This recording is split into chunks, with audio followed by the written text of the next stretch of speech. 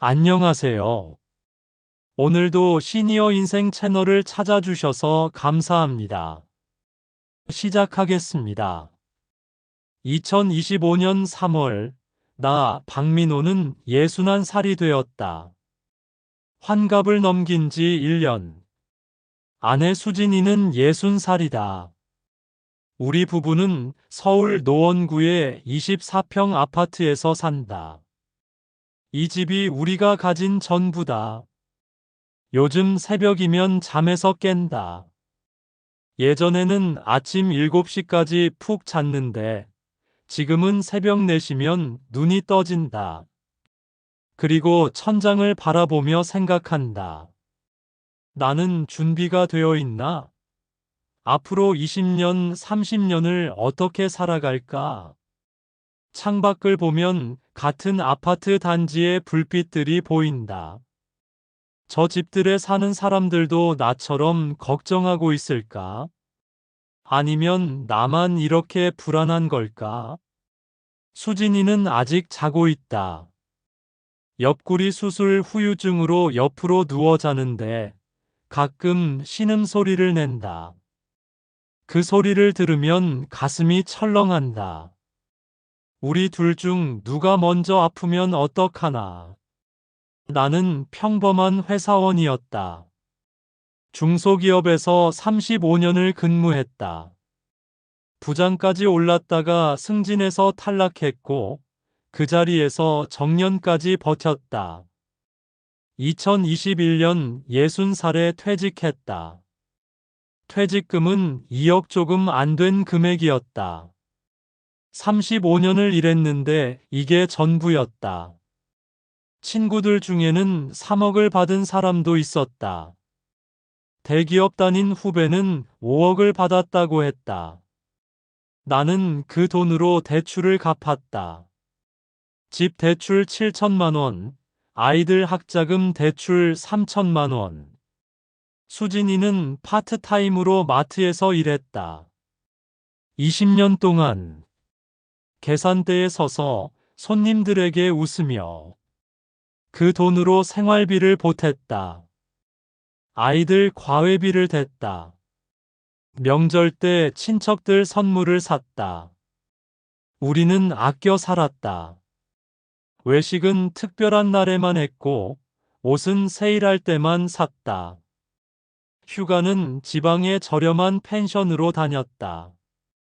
하지만 아이들에게는 부족함이 없게 해주려고 애썼다. 딸 지은이와 아들 준호는 대학을 졸업하고 취직했다. 지은이는 35, 준호는 32. 둘 다 결혼은 아직 안 했다. 지은이는 결혼은 나중에요라고 하고 준호는 돈이 모이면요라고 한다. 퇴직하고 처음 1년은 괜찮았다. 쉬면서 여행도 다니고 친구들도 만나고. 그런데 2년째부터 불안해졌다. 통장 잔고가 줄어드는 게 보였다. 국민연금은 월 85만 원. 35년을 냈는데 이게 전부다. 수진이는 월 30만 원. 합쳐서 월 115만 원. 이 돈으로 어떻게 살란 말인가? 관리비가 월 15만 원. 통신비가 10만 원. 보험료가 25만 원. 식비가 50만 원. 병원비가 20만 원. 경조사비, 교통비, 생활용품비를 합치면 월 150만 원은 필요하다. 매달 35만 원이 모자란다. 1년이면 420만 원. 10년이면 4,200만 원. 우리에게 있는 저축은 퇴직금 조금뿐이다. 나는 계산기를 두드렸다. 수진이와 내가 평균 수명까지 산다면 수진이는 27년, 나는 24년을 더 살아야 한다. 그 기간 동안 필요한 돈은 최소 1억. 의료비와 긴급 상황을 고려하면 2억은 필요하다. 우리에게는 없는 돈이다. 퇴직 2년 후 나는 다시 일을 시작했다. 아파트 경비원 자리를 구했다. 월급은 220만 원. 24시간 격일제 근무. 젊은 시절 부장으로 일하던 내가 이제는 주민들에게 고개 숙이며 택배를 나른다. 처음엔 자존심이 상했다. 같은 아파트 주민들과 마주칠 때마다 고개를 숙였다. 옛날 회사 후배가 이 아파트에 사는데 그 사람 앞에 설 때는 땅을 파고 들어가고 싶었다. 하지만 익숙해졌다. 일은 일이다. 나이 예순에 뭘 가릴 수 있나? 일할 수 있는 것만으로도 감사해야 한다. 수진이도 일을 계속하고 있다. 마트에서 오전 9시부터 오후 3시까지. 60대 중반이 되면 못할 일이다. 지금 할 수 있을 때 해야 한다. 우리 부부는 하루에 몇 시간씩 같이 있지 못한다. 내가 격일제로 일하니 집에 없는 날이 많고 수진이도 일하러 나가면 저녁 늦게야 돌아온다. 이게 노후인가? 쉬면서 손주들 보고 여행 다니고 취미 생활하는 게 노후 아닌가? 작년 가을 수진이가 쓰러졌다.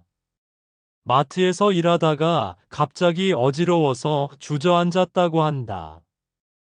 응급실로 실려갔고 검사 결과 당뇨와 고혈압이 나왔다. 스트레스를 줄이고 충분히 쉬셔야 합니다. 의사는 그렇게 말했지만 수진이는 일주일 쉬고 다시 마트로 돌아갔다. 쉬면 돈이 안 들어온다. 우리는 쉴 수 없다. 나도 작년에 건강검진을 받았다. 전립선에 이상이 있다고 했다. 추가 검사를 받아야 한다고 했는데 비용이 80만 원이라고 해서 미뤘다.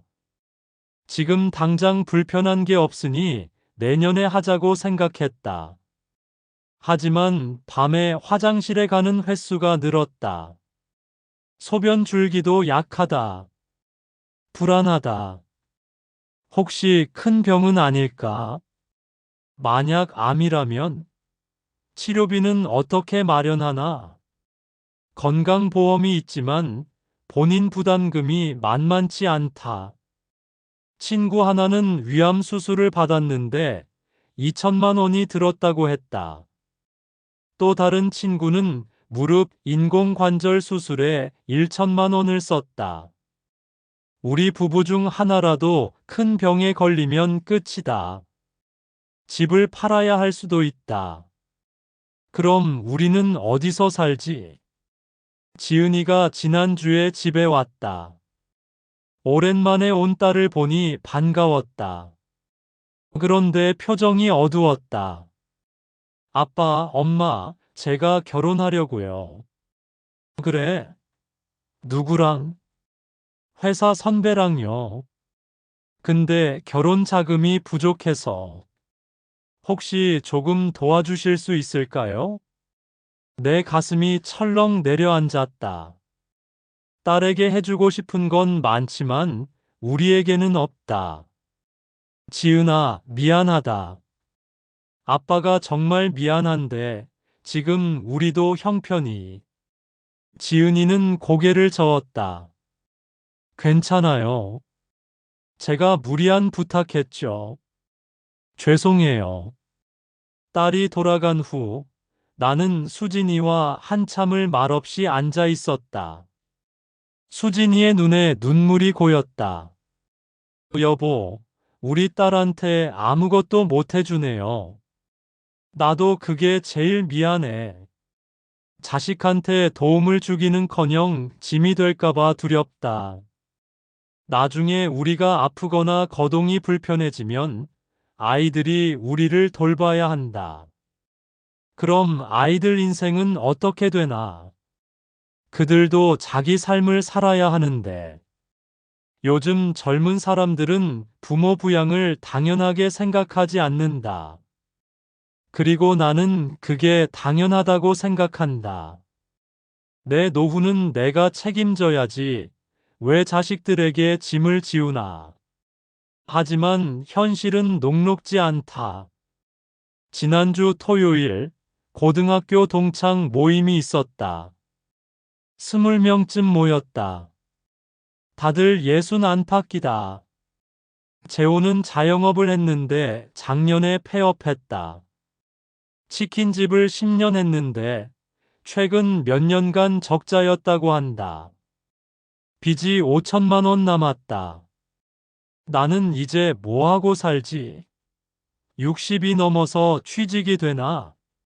재호의 목소리에는 절망이 묻어 있었다. 영수는 대기업을 다녀서 형편이 나은 줄 알았는데 그도 사정이 있었다. 애들 결혼시키고 집 장만해주고 손자 육아 지원하느라 다 털렸어. 노후 자금? 그런 거 없어. 성준이는 사업하다가 실패해서 빚만 남았다고 했다. 집도 넘어갔다. 지금은 월세 원룸에서 산다. 희철이만 그나마 나았다.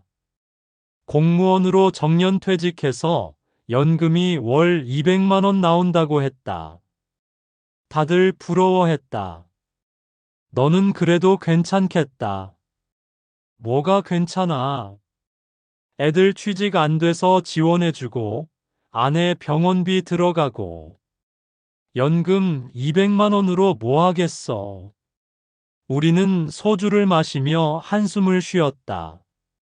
청춘 시절을 함께한 친구들이 이제는 모두 노후 걱정으로 밤을 지새운다. 우리 세대는 부모님을 모셨다. 나도 결혼 초기 10년간 부모님을 모시고 살았다. 생활비를 드리고 병원에 모시고 다녔다. 그게 당연한 줄 알았다. 하지만 지금은 다르다.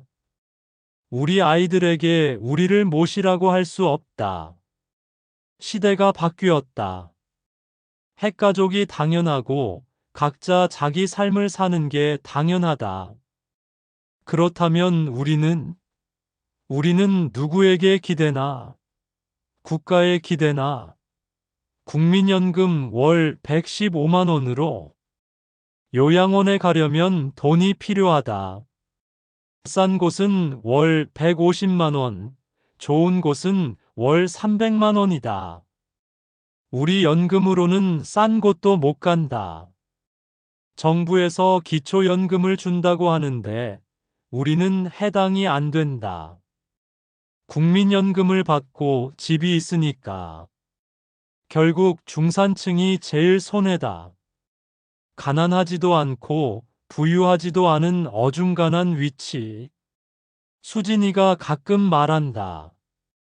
우리 나중에 아프면 어떡해? 요양원도 못 가고 애들한테도 짐 지울 수 없고. 나는 대답할 말이 없다. 나도 같은 생각을 하니까. 몇 달 전부터 심각하게 고민하고 있다. 집을 팔까? 이 24평 아파트는 현재 시세로 5억 5천만 원 정도 한다. 이걸 팔면 당장 노후 자금이 생긴다. 그럼 우리는 어디서 살지? 지방에 작은 아파트를 사면 2억 정도면 가능하다. 3억 5천이 남는다. 이 돈을 연 4% 금리로 굴리면 월 116만 원 정도 이자가 나온다. 연금과 합치면 월 230만 원. 살만하다. 하지만 망설여진다. 이 집은 우리가 30년을 산 집이다. 아이들이 자란 집이다. 이 동네에는 아는 사람들이 많다. 마트 아주머니, 슈퍼 주인, 약국 약사. 다들 안다. 지방으로 가면 다 떠나야 한다. 새로운 환경에 적응해야 한다. 60이 넘어서 그게 쉬울까? 그리고 지방 집값이 떨어지면 어떡하나? 서울 집은 그래도 가치가 유지되는데 지방 집은 팔리지도 않는다고 한다. 나중에 돈이 필요해서 팔려고 해도 못 팔 수도 있다. 수진이는 말한다. 좀 더 버텨보자. 건강할 때까지는 일하면서 버티고 정 안 되면 그때 집을 팔자. 나도 그게 맞다고 생각한다. 하지만 그때가 언제일까? 우리가 더 늙고 더 아프고 더 힘들어지면 그때는 이미 늦은 거 아닐까? 요즘 아파트 경비원 일을 하면서 느끼는 게 많다. 나처럼 60 넘어서 일하는 사람들이 정말 많다. 경비원, 청소부, 택배 분류 작업, 주차 관리원. 다들 노인들이다. 같은 아파트에서 일하는 김 아저씨는 66이다. 전에는 공장 감독으로 일했다고 한다. 정년퇴직 후 5년을 쉬었는데 돈이 떨어져서 다시 일하기 시작했다. 이 나이에 뭘 할 수 있겠어요? 경비라도 할 수 있는 게 감사하죠. 김 아저씨는 무릎이 안 좋아서 계단 오르내리기가 힘들다. 그런데도 매일 아파트를 돌면서 관리한다. 쉬고 싶지만 쉴 수 없다. 청소하시는 이 아주머니는 64이다. 새벽 5시부터 오후 2시까지 일한다. 허리가 굽었는데 매일 쪼그려 앉아서 계단을 닦는다. 저는 70까지는 일해야 돼요. 남편 병원비 때문에. 우리는 다들 아프고 힘들지만 일한다. 일하지 않으면 살 수 없으니까. 정부에서 노인 일자리 사업을 한다고 하는데 그건 월 30만 원짜리 단기 일자리다. 공원 청소, 급식 보조 같은 일. 그것도 경쟁이 치열해서 받기 힘들다. 결국 민간 시장에서 일자리를 구해야 하는데 노인들이 할 수 있는 일은 한정되어 있다. 그리고 대부분 저임금, 장시간 노동이다. 요즘 절실히 느낀다. 건강이 곧 돈이라는 것을. 건강하면 일할 수 있고, 일하면 돈을 벌 수 있다. 하지만 아프면 일도 못하고 돈도 나간다. 나는 매일 아침 운동을 한다. 집 앞 공원에서 30분씩 걷는다. 예전에는 귀찮아서 안 했는데 지금은 안 할 수가 없다. 건강을 잃으면 모든 게 끝나니까. 수진이도 마트에서 퇴근하면 집에서 스트레칭을 한다. 유튜브를 보면서 따라한다. 약도 꼬박꼬박 먹는다. 당뇨약, 혈압약. 우리 부부는 술을 끊었다. 담배는 원래 안 피웠다. 외식도 줄였다. 짜고 기름진 음식을 피하려고 애쓴다. 하지만 나이 드는 건 어쩔 수 없다. 이가 흔들리고 눈이 침침해지고 무릎이 시큰거린다. 우리는 조금씩 무너져 가고 있다. 언젠가는 더 이상 일할 수 없는 날이 온다. 그날이 오기 전에 우리는 무엇을 준비해야 할까? 지난달 고등학교 동창 준식이가 죽었다. 61살. 심근경색이었다. 아침에 일어나다가 쓰러져서 그대로 갔다. 장례식장에 갔다. 준식이의 아내는 눈이 퉁퉁 부어 있었다. 자식들은 멍한 표정이었다. 준식이가 작년부터 가슴이 답답하다고 했어요. 병원 가자고 했는데 돈 아깝다고 안 갔어요. 그게 이렇게 될 줄. 준식이의 아내는 말을 잇지 못하고 울었다. 장례식장을 나오면서 생각했다. 준식이도 나처럼 노후를 걱정했을 것이다. 돈을 아끼려고 병원도 안 갔을 것이다. 그리고 결국 이렇게 갔다. 나는 무서웠다. 나도 저렇게 갈 수 있다. 어느 날 갑자기 준비도 없이 그날 밤 수진이에게 말했다. 여보, 우리 좀 더 잘 살자. 너무 아끼지 말고 먹고 싶은 거 먹고 하고 싶은 거 하자. 수진이가 내 손을 잡았다. 그러고 싶은데 돈이 없잖아요. 우리는 한참을 말없이 앉아 있었다. 지난주부터 작은 변화를 시작했다. 일주일에 한 번은 외식을 하기로 했다.